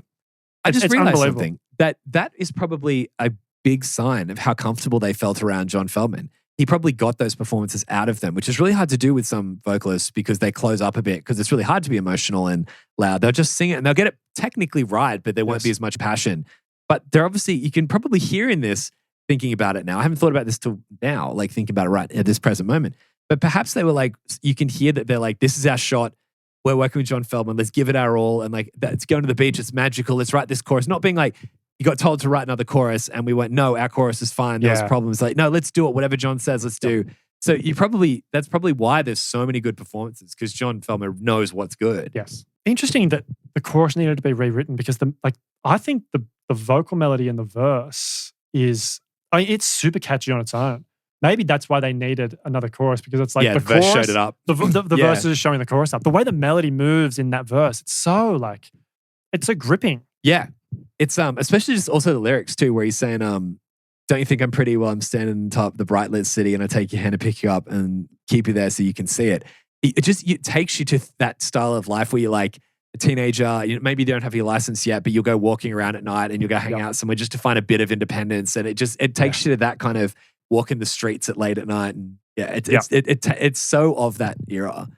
Has a real really liked it. nostalgic vibe listening to it now, doesn't it? Yeah, definitely. But not in a way at all that makes me go, oh, I liked it when I was younger, but not now. I'm just like, I loved this song so much when I was younger, but now, as I said, it's to me, it's like, I mean, Crown is still a crown, but like, Still, man. yeah, I still hurt your feelings, so I apologize about I that. hope we get some comments that are dirty on you for that. Left you hanging. All right, Bulimic. Yeah, I gave this one a great. Okay. I said good. Yeah. This one. Okay, I understand that. I do like it though. Oh, yeah. Yeah, Yep. like as in like I do think this is a really good song, like a great song. It's just more interesting chords. Again, like it doesn't sound like the last song, and that's what's really interesting. There is a theme on this album of the types of chords and the way they use it, but no song sounds like, oh, that just sounds like they've got their thing and they use it, True. which is not a bad thing. But this is like, I mean, across the album, you just don't hear chord progressions that are pretty much identical or too similar. That's a good point. Yes. Yeah, it's every song sounds different. It reminds me a bit, and I'm going to kind of give this point now, but I did say it on a later song. It reminds me a bit of the self-titled Blink album, where every song is exactly what the song needs to be, not just let's find our sound and connect to it. Like, which sounds like they had like a year to work on this. I mean, I think maybe they recorded it over 6 weeks though, and like they were, but they'd written it before. I mean, yeah, but like they shows that- definitely spent time. Yeah. Oh, Yeah. yeah, for sure. But usually you'd have a producer being like, let's try to approach the album that way rather than just naturally trying to find different sounds. Yeah. Sounds like they Yeah. have so much creative vision that it just came out in so many different shapes and Yes. forms. Love the rhythm of the guitar and the drum part in the start as well, Yeah. and yeah. how it like kind of like the short, sharp vocals as well. Like Yes. it really works really well. It's almost like rap speed. Yes. It's kind of quick. Like there's a rhythm to the vocal. Yeah. I think the chorus though, it's probably what holds it back a little bit for me. Just a little bit bland, Yes. and a little repetitive, I would say. But I said, love the way the verses sound in this one and the way it flows into the chorus. But, and there's a big but written, I found the chorus fatiguing, especially because it repeats before it is actually repeated. Because it's like, goodbye to you, you're taking up my time. Goodbye to you, you're taking up my time. So it's already repeating before the chorus then repeats and says, goodbye to you, I'm taking up my time. So it's already kind of a little bit of fatigue. If it kind of went, goodbye to you, you're taking up my time. Goodbye to you, new line altogether. Yes. It wouldn't feel as fatiguing, Sure. but it's just, he says it so much in this song. He wanted to say goodbye. Yeah. Clever song title too. Yes. Like the idea of like purging yourself of something. Or That's a good someone. point. I just assumed Yeah. it was likely about an eating disorder. But I it think could be it's more metaphorically metaphorical. Yeah, Because I right. think thematically this is one of my favorite songs. And it's interesting that on the album, there's a number of songs where there's like this ambiguity where he could be talking about a relationship with a person or talking about his relationship with addiction and drugs. Yes, And I that's a think good this is point. a perfect example of that. Like the metaphor Yes. that he uses in this song is a really great example of that. And I think that's why bulimic is, I don't think it's an actual reference to an eating disorder. But I assumed when I was a kid that it was to do with an eating disorder and it was him like moving on from bulimia. That's what I Yeah. thought it was. But Okay. I've never heard anything that would imply that that's correct. So you're probably right. It's probably to do with, themes that he has obviously discussed. Yeah. Alrighty. So say Days Ago. I said crown. Me too. Yeah. That's worth a high five because Yeah. that's not a song you'd expect a crown for. Well, so what was your reason? My reason is because I've got so many reasons Okay. about it, but there's one moment in the song that is my favorite thing that was like a flame moment. Yeah, right. Is okay. the makes me ill part when he does that. It sounds like Spencer from Under Oath. Like it's Sure. Define the Great Okay. Line-esque, and it just satisfies my all the bands that I like of that, and the way the Yep. chords go down, down, down. It's just like so punchy. I just think musically, I think this is the most interesting song on the album. Like it's just, Yeah. it's gripping and there's this like chaotic beauty about it. Like Yes, it's totally a agree. chaotic song. It's but- chaotic, and this is when you said before about not many lead riffs. This is what came in my mind with the bass going as he's going Yes. Yep. over the top. I said it reminds me of They're Only Chasing Safety, Under Oath. It has that kind of sound Yeah, about that's a it. good- It's yep. like Down, Set, Go and songs Yes. like that, and Young and Aspiring and that Yep. type of thing. I said I love this one so much, but it's not a song that you'd expect. I didn't expect you to give a crown on this one. I thought you'd give it a great maybe. Well, I think maybe initially I did, Yeah. but then the more I listened to it, I was like, no, this is a unique song. Like the pre-chorus where you've got the kind of like yelly kind of vocal, like Yeah. not sung, not screamed, but like the yelly stuff where he's going, I think of what it looks like over and over. Yes, yeah. And then you get into that chorus where it's like the first part has got almost call and response screaming, like going like Yeah, there's like strange, yeah. yes. Yeah. And then you get the like big, like slow, like vocal where it's that like, I still remember what it tastes like line. Yeah. Yeah. I just think I love it. The energy just lifts up and it just holds the whole song. But it's like, this is the kind of thing that, like, this is a pure nugget of gold if we're like digging in the book club. Like, I mean, we obviously knew this album already, but I now still love this song so much. So it's kind of like finding it. But this is one of the ones where it's not a single. It may be considered more like an underground kind of fillery song, perhaps, but it's a crown. Like it's a really, really good find. And it's a song that I've appreciated more listening to it this time than I ever did, when I was listening to it back in high school. Yeah. I love the lead guitar work in the pre-chorus and the chorus, but this is the song that actually had the point where I said it's like the self-titled Blink. Every song has a unique vibe and sound. Yeah, okay. Like it's everything they've written is just purely just to serve the song. But that makes me ill part, just satisfies like that metal kid in me. You know what I mean? Right. Just, it's so heavy and they just know that line is so powerful that they've punched everything behind it to sit on the, and then it goes back into the song after it where it's like, let's just keep moving. But it's the breakdown. Yep. Well, I mean, not like an actual breakdown, but like he emotionally, he's breaking down as being like, this is how I feel about it, but it makes me sick, like thinking about it or whatever. There is cool. a quasi sort of breakdown that during the bridge. Yes, yep. And I love where it cuts back to like the drummer is like hitting like the top of the ride. Yeah. And then it builds He used back. to have a ride bell, like the upside down, like specifically cut ride bells. Yeah. Yeah, it was, and I thought that was really cool. He's an underrated drummer. I remember as a drummer watching him being like, he's very, very good. Yeah. Had really interesting drum parts. Always had the mohawk too. Remember that? Yeah. Yeah. And weird piercings. Yeah. He's got like a bridge of the nose piercing. Yeah. Oh, yeah. Good point. Yeah. I forgot all about that. But the way it builds up again, there's like the cuts and then he brings like that high guitar riff in underneath the cuts. That would have been, and then does the Makes Me Ill part again. So that would have been so good. An absolute banging track live. Yeah. I think they do that on the whatever, Memories DVD. Yeah, okay. Maybe Memories. I think it's one of the songs that they do live. So they must love this song as a band. Yeah, there's like 5 live songs on that, and this is one of them. So I think that this is before In Love and Death? Is that the second album? Yeah. Yeah. But obviously the band loves this song because it's so fun to play. play. Precious. Oh, yeah, definitely. Especially when you have a frontman like Burton. Yeah. Yeah. Poetic Tragedy. I give this one a great. I said great as well. Okay. Yeah. You had your good face on then. I thought you were going to say, I said good. I had like, when I first listened to it, I had like good, great, and like Crown. I was like, I'm not really sure where this lands entirely. A 3 rating spread. Usually it's 1 or 2. Yeah. You know what I mean? I landed on great. Yes. No, it might have been Great, Crown, Flame at one stage. Oh, wow. Okay. Yeah. I can understand it being a Flame song because for people, because it is very emotional and it is it's very well executed. Yeah. So I have to admit that when I had this album, I didn't listen to this song much. I skipped past it. There was a few other ones that I listened to quite a bit. You mean back in the day? Yeah, back in the day. Yeah, so like when this came on, I wasn't that familiar with it. It was like hearing a new Used song. Yeah, right. For me, yeah. It's such a great contrast to the last song. Like, it's so different, isn't it? Yeah. And admittedly, I left it later because I was like, when I put this album on, I just kept finding myself gravitating to the songs I loved. And I had to kind of be like, remember, you've got to listen to Poetic Tragedy properly. So I did. And I was like, hey, this is a really good song. Yeah. I said it could be just a good song, but it's saved by great melodies and lyrics. The way the song kind of progresses and moves, it's not the same thing over and over again. It kind of gets bigger and changes, and the way it changes the melodies. It's like they know how to not be boring.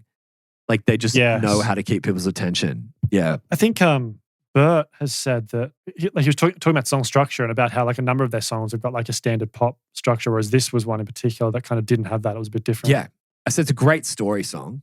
Like the way he tells the story of the character, I guess. Yeah. But such a different bridge sound that I didn't like at first, but it grew on me. When I first heard it change, I was like, because I was so in the vibe of the flow of the song, and then this new bridge comes in, and then I was like, no, this is really well done. The vocal performance in the bridge is amazing. Yeah, definitely. Yeah, so that's his vocal range is just incredible. Yeah.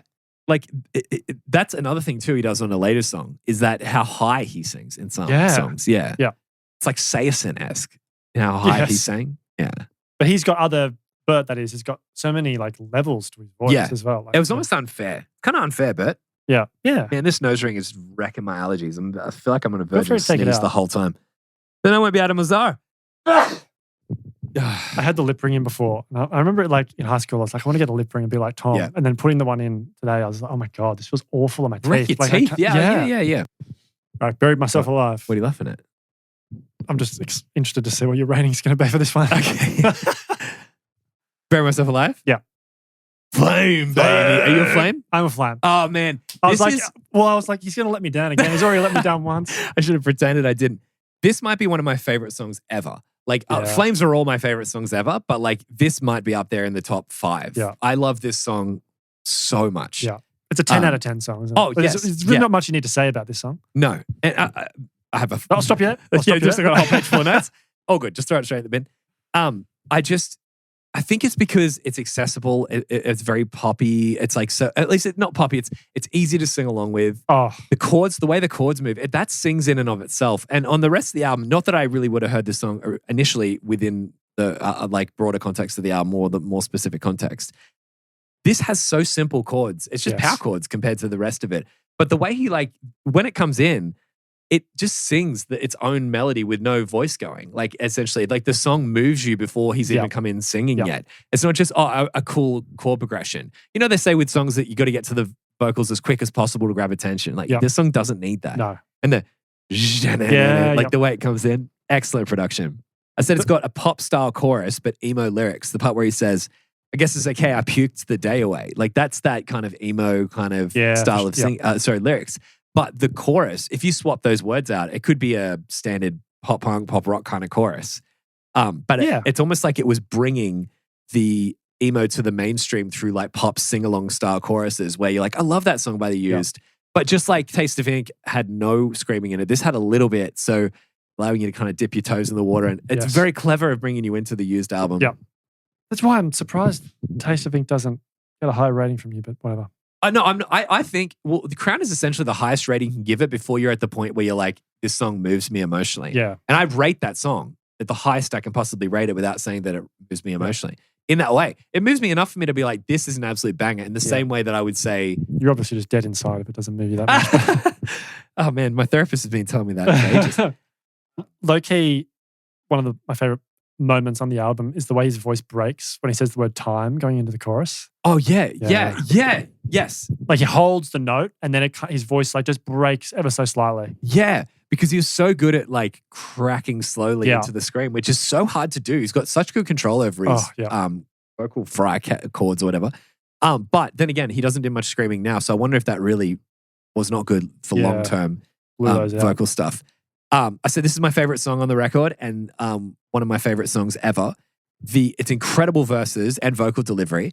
It moves beautifully around the chords, the vocals, and the harmonies in the second verse are just so nice as well. But like, it's like he knows when the chords are going to change, but he flows with the chords because he knows that it's the way the chords should move. Yep.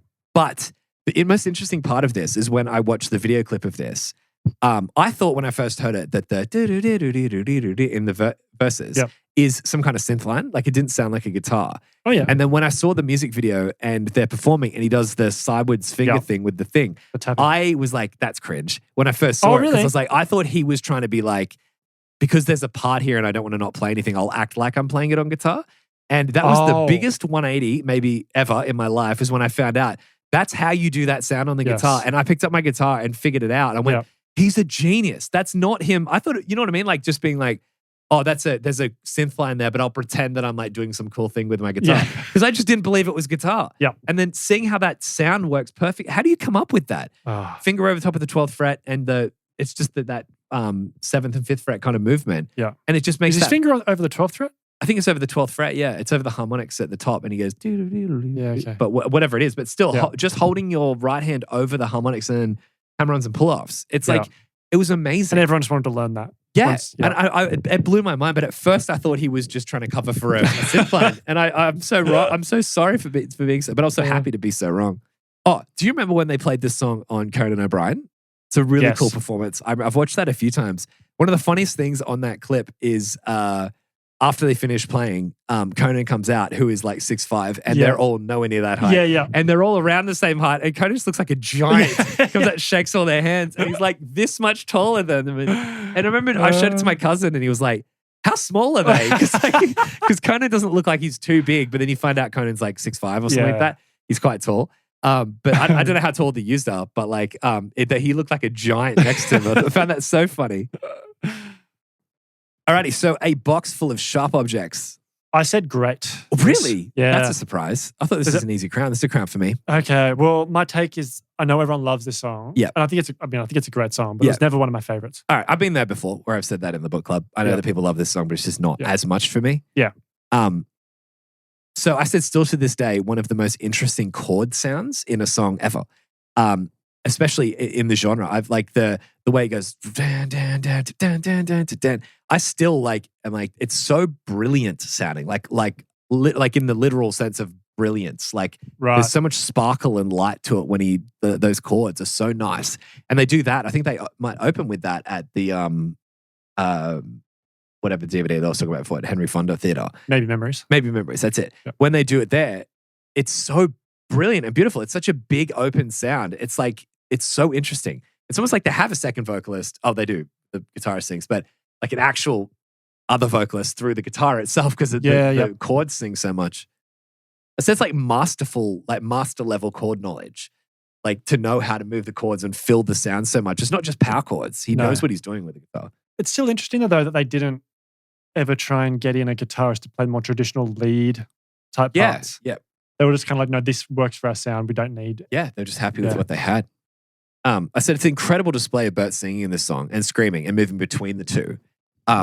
Because I think maybe not like more than any other song, but it's definitely up there in like maybe the top 3 of like transitioning between the two, singing, screaming. It's just, it's so loud and so emotional. I mean, yeah, it's just like you can tell that this song means a lot to him. And also it has that, the imagery of the lyrics is very kind of emo and a bit edgy and sharp and jagged and a bit gross to think about. But I think a lot of people loved that because it allowed them to lean into what was the stereotypical emo kind of theme of the time. That's for sure.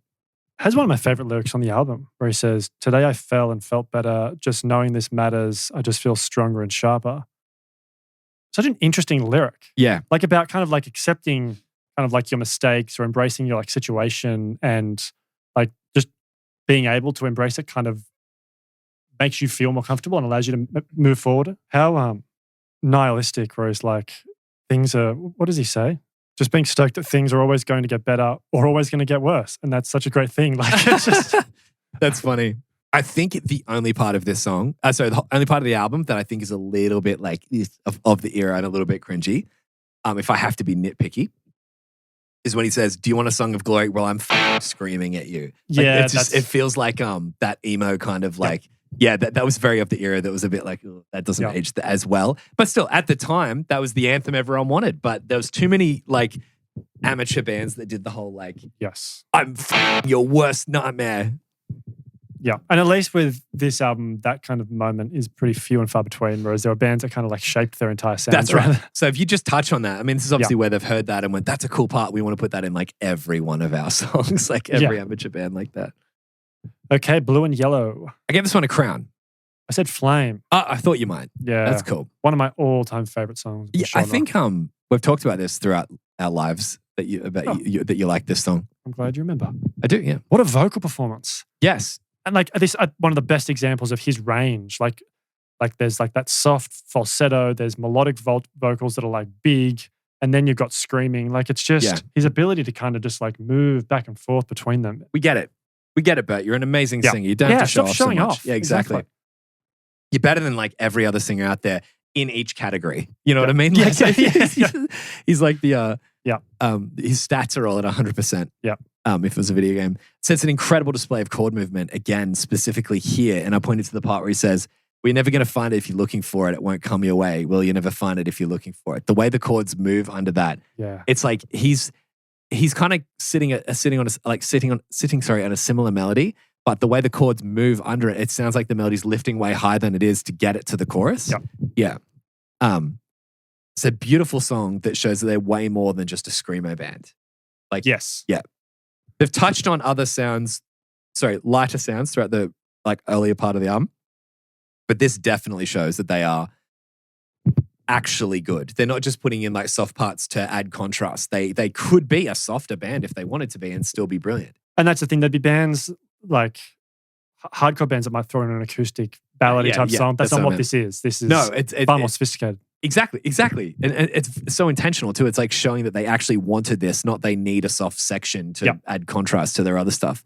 I said, there's so many stories on what this song is about.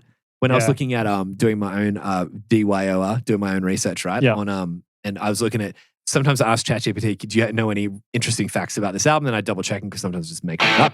And it's said that this song is about Burt McCracken's friendship with the guitarist when they started falling apart when the band started like becoming successful and they wrote the song to bring them together.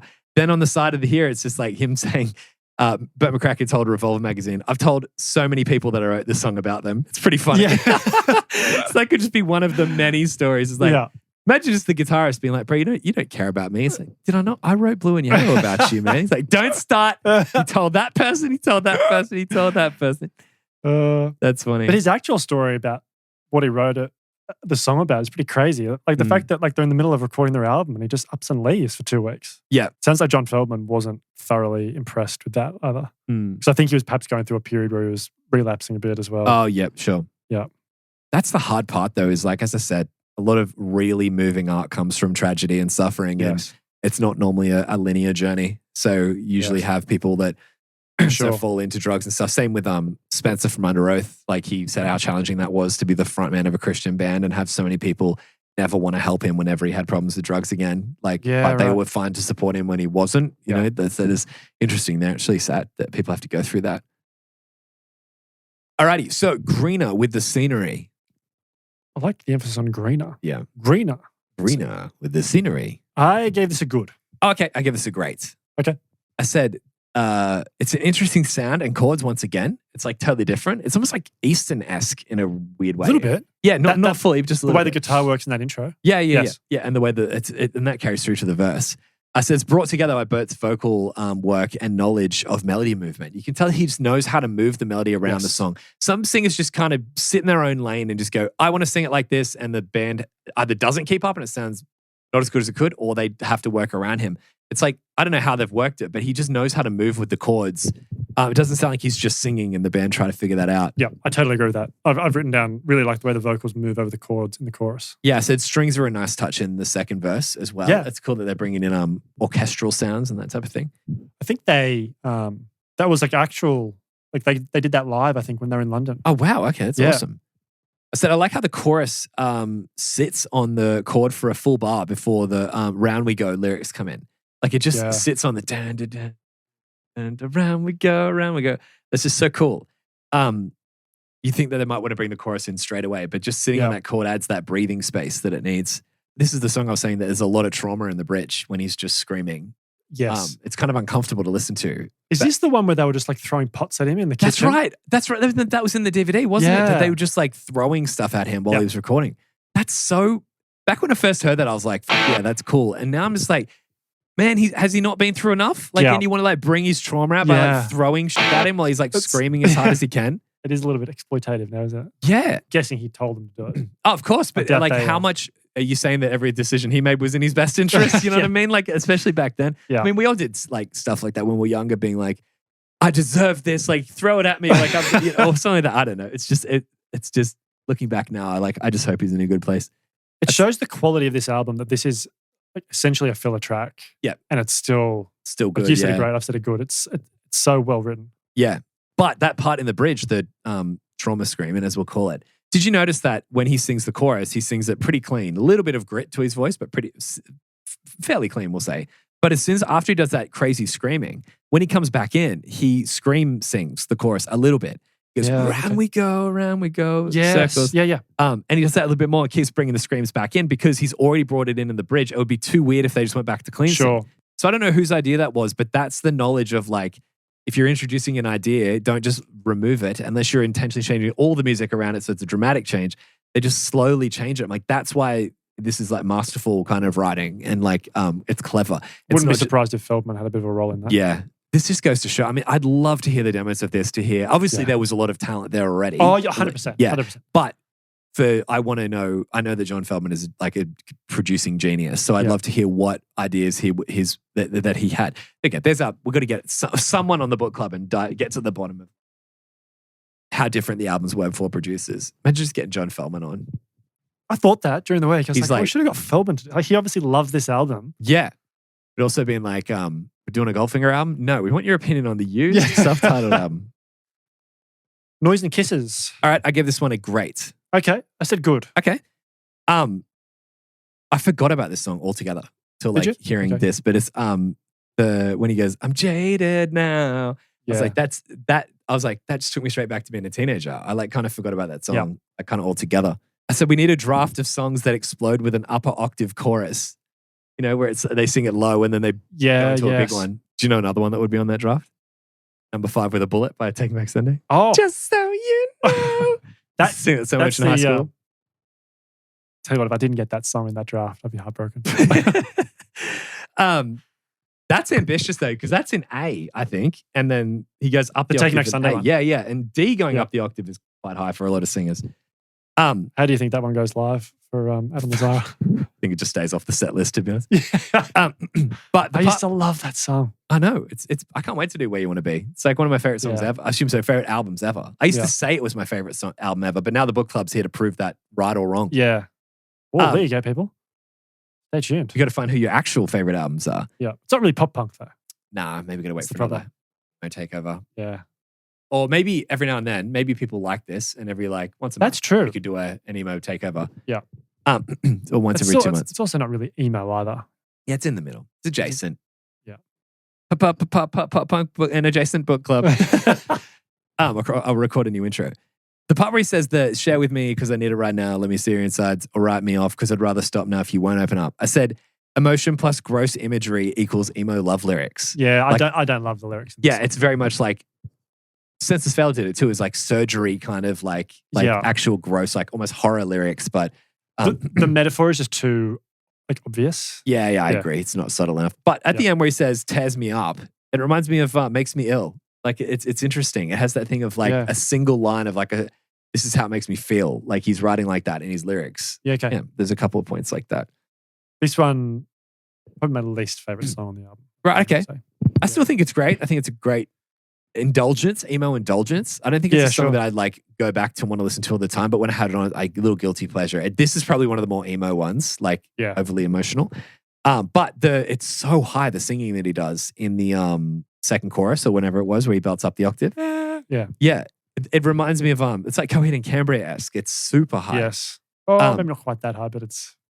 I actually think it's higher. Is it? I think that Coheed, the way he sits in his voices just takes all the bottom end out of it, so it sounds higher than it is. Okay. This is genuinely belty. But what's crazy about it is that even at that stupidly high, really high singing, he transitions into screaming at that, which is really hard to do. Like I can't scream at all. Like I've never been a screamer in a band or anything like that. But I know technically how it works. And I know that like sitting in the middle range, you have more control over your folds of your throat. But when your throat's really closed because you're singing really, really high up and then you somehow have to bring that into a scream. Like that's one of the most vocally impressive things he does on the album. Just doing that technique lower is really hard. But to do it at that, I was like, there was no way. And he did it. And I was like, oh my goodness. Yeah. Like it's like vocal gymnastics. I was like, well done. You know, come off the bin, clean finish, whatever it is like that in the bow. Well done. Vocally, he absolutely nailed it. But I did not think he was going to pull that off when I heard it. I was like, there's no way. Wait, as in when you were listening to the song, you're like, he's not going to pull this off. Sure, I didn't think they were going to do it because he did it in the other chorus or other parts of the song. It sounded like he was setting up for the vocal change. And I thought it might have just been like a bit of a sound, like a rah, and then to the next part. Like, do you think it's recorded in one take or do you think he did the screaming? Yeah. No, I think I didn't hear it. At least I didn't think I heard, because that's what I was listening for is whether, they've overdubbed this or whatever. Yeah. And he's dropped down for screaming. He actually at that high level, no scream. Wow. It's really, really crazy. Yeah. Yeah. Bert showing up again. You bastard. All right, man. We get it. You're really, really good. Alrighty, so On My Own. You get inflamed? Yeah. Wow. I was thinking to myself just then, I might have rated this album higher than you because there's a couple that I've been one above, but you've given out more flames. We're going to be close. Just throwing them out there. We're going to be close on this. I gave this a crown. Crown, yeah. Yeah, and do you know what? I don't think I might have given this a crown a year ago. Oh, really? I think I liked it a lot when I was younger, but I think this is probably, I don't love acoustic emo kind of singing ones. Yeah. So I probably would have given this a great, probably. Yep. But I said, this is one of the acoustic emo songs that doesn't come across as whingy or cringe, especially with lyrics such as On My Own, which you think that would be like, I'm just alone and on my own. Yep. It'd be like, oh man, get over it. But it's actually really well done. Oh, for sure. I fell in love with it very much so listening to it this week and going, no, this is definitely a crown. Such a simple song, but just perfect. Yes. And it's all about the mood, I think. Like the mood and like the feeling that this song evokes. That's kind of just that and the vocal performance again. Yeah. You're a little emo boy, aren't you? Just at heart. It makes you connect with it. So it's a beautiful addition of the strings again. Yeah. I said it's so iconic in the bridge, by the way, with he does the On My Own and then the Yeah. Um, Interesting. It's funny, like the songs I've given flames to are the ones that, like, when I first listened to this song, they were like the ones I gravitated to. This was definitely one of them. So it's interesting that you didn't really love this song back in the day, but you've kind of come around to it now. No. I loved it back in the day. Oh. And then I thought that it didn't translate that well maybe a year ago when I think I have heard this song. And I was like, I you know what? I probably didn't even listen to it. I probably heard the start and went, it's another one of those emo acoustic-y kind of like, woe is me, but also like I'm being emotional on acoustic guitar kind of stuff, which I don't particularly love. But this is actually a good example of that. I just think he also pulls it off because there's an authenticity to him. And also like incredible songwriting, and they know what they're doing. They're not just playing like 4 chords and then trying to sing emo lyrics. Yeah. But I said it's so iconic in the bridge. This song was probably a gateway for so many people into the Used as it softly introduced the screams. Like the way he screams in the bridge, like is beautiful because it's like over strings and stuff. Yes. Like it's not heavy and loud. It's like emotion and screaming. And I think when there were a lot of people that liked the culture and saw other people liking heavy music and what are they listening to? Oh, the Used. Okay, I'll give it a go. And then they hear like Bury Myself Alive, Taste of Ink. And then On My Own is definitely like a magnet. As you said, it brings you into it. And then that would make you go, at first they might be like, I don't really like the screams in the bridge. But then over time it grows on them. And then the other songs start becoming more accessible. That's a very good point. Don't ask us though how good the song is. So let's ask Burt McCracken himself, because in this quote here, he says, this is probably the most special and profound slow soft song on the planet in my world. I couldn't believe what we had created after we recorded it. I said, wow. Like, wow, there's praise for yourself. What a take. Yeah, what a take. That's so funny. Did you see though that I think they wrote this song, Blue and Yellow, and might have been Noise and Kisses when they were in London. Oh, yeah. So they wrote Must have been in a that vibe though, because they're all like very similar. Yeah, songs. exactly. Yeah.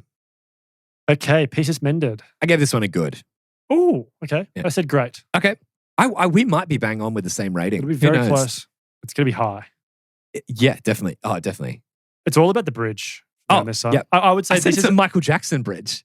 Really? It's so like bringing Michael Jackson in for a song, you know? Oh, it's such a good point. But it's kind of vocally percussive. For me, like it's a good song. There's nothing wrong with it, but the bridge just elevates it so much. Yeah. Because it reminds you of MJ. Yeah, maybe that's what it is. When I first saw it, I was like, oh man, 11-minute song. Like I was like, I can't remember there being an 11-minute Used song, but then I realized there's the context tracks are built into that. Yeah. I said it's probably the most standard emo sounding song on the album.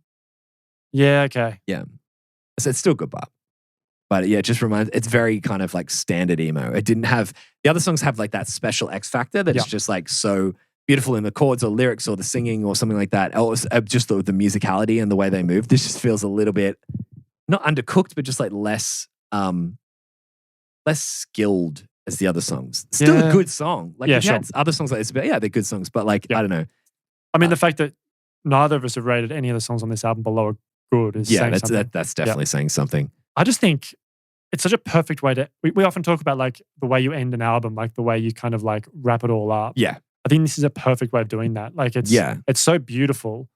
It's got like the 6-4-1-5 progression. It's like, it's still like gripping until the very end, but it's kind of like just like mellowing out at the very end of the album. Yeah. So it's very progressive sounding bridge, but then it's just back to it. It's like familiar, but I found that a little bit disappointing because I thought they were going to go somewhere new. And that's what they kind of do on the album, is like they've set you up and then take you somewhere new. I got conditioned to their excellence. And when they get to this point, it's like, oh, back to the chorus. Oh, okay. That's still good, but like I just kind of was thinking you might take me somewhere. Interesting. But then they do it later. They end up taking you to like a new section later in the song as well. But at that moment, it being like halfway through, I was like expecting it there. And because it wasn't, I felt just a little bit, okay. And then like later it pays off. But I think that my anticipation was kind of gone by then. I was like, oh, they do it here. Okay. But then I was more satisfied than delighted, you know? Yeah. Alrighty. So then we got the context track, Polly. I said great. Great. Yeah. I said fine. Okay. Yeah. Why great? I think it's so Feldman. I have like this funny little bit that's tucked away. Like, I don't know how many minutes pass before you get to it? Yeah. You've got to wait a long time. Well, this is the thing. Like, talking about that, we've talked a little bit about why they put the tracks in the end. I realized while listening to this, I realized these bonus tracks being hidden in the last track really would have been Easter eggs, because CD players didn't typically show the total runtime of the song on the track. It would just say the track number that you're listening to and the total time that it's playing sometimes. So you wouldn't even know if a song was 3 minutes or 10 unless you just let it sit in silence, which most people just would have thought the CD had finished and they have to hit play on it again. So when this was coming with a happy birthday, you would have been like, what is that sound? Like it would have scared the crap out of you. So I think that people were that's probably why they did it that way. I just forgot all about this, the way the technology was consumed. Imagine if you just like left it playing and went and did something else. And That's what so many walks people into your would have room. Yeah. Well, that's the thing. It's like, I think it's the audio from what is a video clip on the DVD of like they hire a stripper or something for Bert's birthday. Yeah. Yeah. Yeah. I just think it's funny and great. And they've hidden it away that it doesn't interrupt the rest of the album. Yeah. It's a nice little Easter egg. I like it. Yeah, true. And I think it has that kind of, it works. And that's why I think it's fine. It works with the used style. Like it shows a bit of humor, which is good for the culture back then as well. But it also has that kind of weird thing where you're like, what is this the first time you hear it, which is intriguing. And also like, that is really strange. But also has that like strange element to it that adds to a strange sounding album that isn't typical or whatever. So it's kind of, it adds to the, how would you say, like the creative intention, I guess, of the rest of the album. I just was like, it's fine. I didn't love it. I didn't be like, oh, that's the album. Like, I don't think the album would miss it not being on the album. No. I don't think that. I don't. Yeah, I think that's right. But I enjoyed it nonetheless. Yeah. All right. So what about Choke? Right. So Choke, the last technically like hidden song of the album, right? So it's not. It is a full song, isn't it? Yeah, it's definitely a full song. I gave this a crown. Did you? Yeah. What'd you give it? I said great. Okay. I loved this song back in the day, and I forgot it existed until Yes, listening through I to totally this one forgot as well. about it. But as soon as it comes in with the as of now, I'm down straight up. I was like, I forgot. I loved this song. I don't know where I would have heard it. I mean, I'm sure it was on the album that I owned, but like, I think it might have been like on a, you know, when they put like tour diaries up or DVDs and they have it in the background. It's on the Maybe Memories documentary. Oh, that's perfect. That's where you would have heard Yeah, it. And it's then like we've playing found it on- over tour footage or like Yes, footage of when they. that's what I'm It might be imagining. tour footage, actually. Yeah. That's what I'm imagining. That's really cool. You should get a real sleeve, by the way. It suits you. Does suit me. And that haircut. Dye your mustache. I think it's the perfect song for this point on the album. Yes. Because I think if they included this on the general track list, I don't know that I think it detracts from the album. Like, I think it's too different. I think Yes. this is almost like symbolizing a potential new sound for them. Yeah. And it's like, this is where we could go next. Yeah. It's not like it doesn't fit the rest of the album. yeah, totally. Yeah. They've put it in the perfect spot. Do you know what Yeah. two bands this reminds me of? The joke side of Goldfinger on Open Your Eyes. Oh, it has yeah. that kind of like joke side of Yes. Goldfinger, and especially with the cymbal sound. You can hear it a lot in this song. But The Living End. It sounds like that living end, that rockabilly dan dan dan dan dan dan dan dan. Yeah, okay. Kind of sound. Interesting. But yeah, the cymbals sound so much like Open Your Eyes on this track. But also the way he sings the chorus, when he sings it low, when he's like like that, he sounds like Brand New. So it's a lot like the way when Jesse Lacey does the like close kind of singing in in certain things. Didn't pick that up. Interesting. Yeah. Which I thought was really interesting as well. Alrighty, so that's it. That's the U's done. Also, our first emo album. Look, we do 10 pop punk albums. We're kind of using that a little bit, stretching that term sometimes. But we did 10 pop punk albums. And look at us, we're jumping straight off the rails. Maybe every 10. There you go. Every 10 episodes, every we 10 could takeover. dip our toes in the emo. Every 10, What? or for Halloween. Yeah, I think we've got to wait a year before we can. No. Or Halloween. Like 10. And I see what you mean. know what? If Yes. it's 10 and then Halloween's the next week, we're doing double double it emo, up. double emo stuff. But I have to tell you guys, we got a good idea for April Fools. Anyway, so grab your little salty, cobwebby baguettes. Why did I say salty baguette? Grab your salty baguettes. I'll tell you what, I'd love a salty baguette right now. All right. The thing that I love about the self-titled Use album is that I think it's one of the best albums I've ever heard about addiction. Like Okay. there's so many songs that are either about addiction explicitly, or it's a song where it's got this ambiguity where maybe it's about like a relationship with a person, but there's this kind of like metaphorical aspect to it where it's like he's talking about his relationship with his own addiction. And then the story, or I suppose the background of this album in terms of like the experiences that he went through that have clearly affected him so much. And as far as like an album about addiction, this is just such an amazing example of that. And I think it's partly because obviously like rock and roll history is replete with examples of people that have gone down a path of addiction. But it's often like they become stars and then it happens later on. You know what I mean? Whereas here you've got Bert, like obviously going through his adolescence, went through like homelessness and that sort of thing. And then that all happens before he even starts, like joins the band. And I think it makes his experiences so much more relatable because they've come from this real world place. Yeah. And he or potentially like close to home because he is a young guy that didn't need to go through a rock and roll lifestyle in order to get there. Yeah. You're like, wow, that could happen to anyone. Yeah. And it makes it more accessible to understand the struggles that perhaps friends are going through. Yeah. Yeah. And he's so genuine, has complete conviction that it just gives the album this authenticity. Yeah. That I think so many other albums in this genre just didn't have. Yeah. I love that about it. That's absolutely true. So the self-titled Used album, I personally think it has aged really well, but are there people out there that think it hasn't? Like, is this something that can be dismissed as emo of the era that you know was good at the time, but not anymore? Because I personally think that this album defined the genre, or at least was incredibly impactful that led to influencing so many bands. Yet, no other band really sounds like The Used. They're like this album specifically. I think a lot of people tried, but as I have said, I think that a lot of them probably can't touch the X factor that The Used actually have. I don't think that's actually reverse engineerable and kind of like decodable. This album is strangely experimental, which I didn't expect to kind of like, even though I loved it when I was younger, seeing it from a more mature perspective, I think that's also another reason why I think it's aged really well. It's also pushed a lot of boundaries in the genre because typically a lot of emo bands that became screamo bands just took the pop punk chord progressions and turned them minor and then put screaming over the top of what is normally just punk rock. And that became, you know, pop emo kind of, if you want to call it that way. This was such a big album that so many people loved, but it just was not like anything you'd really heard at the time and really haven't really heard since. You could say that there are similar bands, but none that you would think, as I said, this album doesn't sound derivative, and I don't think I can really see other bands getting close to what they've created here. It definitely introduced and showcased the talent of Burt McCracken, like how good of a vocalist he was. Absolutely. I don't think anyone else was as good as him, and I personally think he's my favorite in the genre of like singing level and screaming capability as well. There was no one like him, and it's just so well done. Even though there's other people I love their screams, I love people to the clean singing. He's the full package with this. But I feel like this isn't just a good emo album. I think it's just a really good album. Yeah. Like, this is a really good, like, if you want to broaden it and call it more rock, if you want to just say that it's just now the genre isn't as culturally relevant as it was back in the early 2000s, you might just say this is just in the rock genre. This is a really good rock album. Like, it's just so well done. Even though I don't love calling it rock, it's just a really good album. Yep. And coming back to what you were saying before about how it really defined the genre, it's really like, is this the Dookie of like the emo genre? Yes. Like, obviously, so influential, but also like introduced this style to the mainstream. Yeah. And something that I haven't said throughout the rest of the album, I think that there's a lot of Nirvana influence in this as well, of the whole like apathetic teenager kind of like, yes, like we talked about the nihilistic style, or at least a perspective on the world.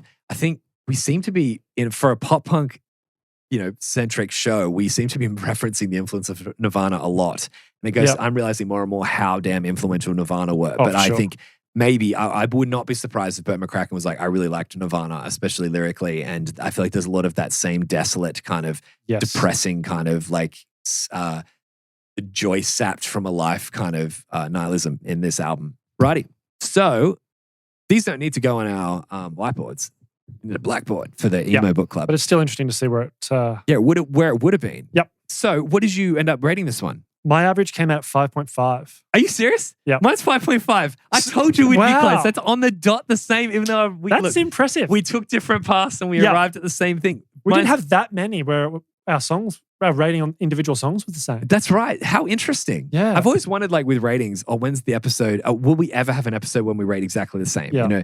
But this is so interesting. We took very different paths. Yep. But because I kept thinking I'd rate it higher than you, but we just kept coming back to the same one. I was charitable with my flames on this one. Yeah, Let's just say that. I think they're true though. I've known you for that long. I know you love those ones. Yeah. But what's interesting now, I can say for both of us, is that that's 0.01 under a Crown album. Yeah, okay. Because it's 5.51 is a Crown. Where does it rank on our... I'm going to get my little board.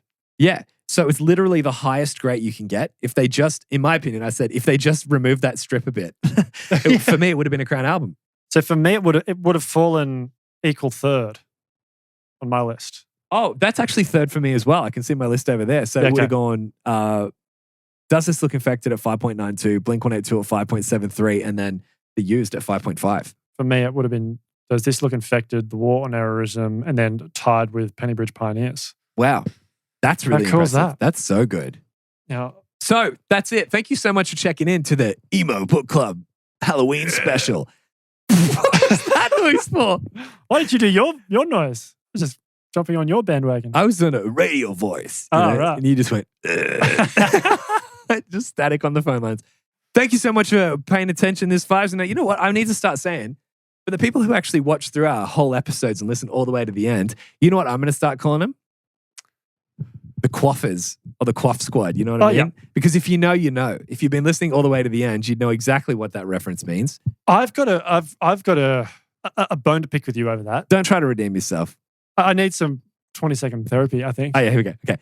All right, 20 seconds there? Yeah. 20-second therapy. Go ahead. So I feel like we got into an argument that was kind of, I think, circular, but also kind of like we were sort of like arguing the same point. I feel as though we're talking about the same word, but just pronouncing it differently. And you Quiff. made me out to be an imbecile. It's not quaff. Well, maybe, but I think we're talking about the same word. That's what I think. I think you think that you're saying quiff. Do you think quiff is pronounced quaff? I think so. Okay. Or at least I think it's pronounced quaff in certain circles. Because it's spelled similar to croissant, isn't it? No, it's It's like CROI something. No, it's QUIFF. Quiff. It's not QUIFF. No. It's Yeah. like QUOI something or other. It's like the OI. It's not CR like croissant, but it's like, I'm pretty sure it's QUOI. So you can't admit you're wrong. On that little point. But I think it's QUOI double F or something like that. I think my pronunciation look. is perfectly legitimate. All right, I've given you a minute of therapy here, but you know, the funniest thing you said last week when I kept going, and you're just like, "Mate, get out! I've got someone else coming in." But I'll be open to bring some evidence forward whenever you want, All right. and bring some evidence, I will. and we'll consider it, and we'll see if will it's cool. But if you know where that's from, you do. It's we'll just leave that for As the you people. say, if you of know, episode you 3. know. If you know, you know, right? But thank you so much for listening. Thank you so much for joining us today. Well, let us know what you got dressed up as. Did you have tape on your shirt because you couldn't find a black and red shirt? But it kind of kills the illusion that it's just tape. But I've got on the microphone, everything. But from Adam Did you think Lazar, about shaving your beard? no, I would never even do that. I shaved my beard like a couple years ago, and every time I shave my beard, I'm like reminded why I should never ever do it. Yeah, okay. Yeah, you just forget how ugly you are under it. You know, it's Yeah. makeup for men, as they say. But if you're, if whatever platform you're listening to us on, if you could please just interact with it in some kind of way, that helps us more than you know. And the more that if just by leaving a comment or a review on a certain platform or something like that, it could be the reason that we can actually keep doing this for longer. So just by doing that, you actually make the show go on for longer. Pretty good, right? Before we go, we have to talk about next week's album because we are back to Regular programming. programming. Yeah. Yep. So actually, what's a I don't even know what a recognizable drum. Oh, I know one. Okay. Neck Deep, The Peace and the Panic. Oh, okay. So, Yep. okay. So everyone out there who's been saying, do more new albums. It's like, are you happy? Even though that's still nearly 10 years old. I think that's 2017, isn't it? 2017, yeah. Yeah. I think I might have heard that album once. I don't know much about it. And I can't- hadn't listened to that album Okay. until recently. Well, if then I haven't. I thought we may have actually. We're not the same person. No, but when we're doing the book club before where we'd like pass albums back and forth, we did a Neck Deep. No, we didn't. We did a No Pressure album. Yeah, I don't think we've done Neck Deep. Okay, so I haven't heard it at all. So very, very keen to go through and check that out. But it's really cool, really fun to do these little side episodes. And let us know, what do you think of the Emo Book Club? Should we keep it around? Should we bring it back? How often should we bring it back? Yeah. Let us know. If you have anything you want to let us know, you can at podcast@poppunkbookclub.com, or you can also go to any social media account and send us a DM there at Pop Punk Book Club. Thank you so much for being here. But before we go, there is one more thing that we're still going to do, even though it's Halloween. It's time for Poppeth Punk. Pop Punk in the style of Shakespeare. One verse, one chorus. You get one guess. Let's go. Adam Lazar, Mike. Give it a swing. Jesus. Dearest madam, I write to thee from the heart of mischief, for I have long labored in the trade of sorrow, and tonight I find myself its master. The tale begins, as all such tales do, with time running swift against our wishes.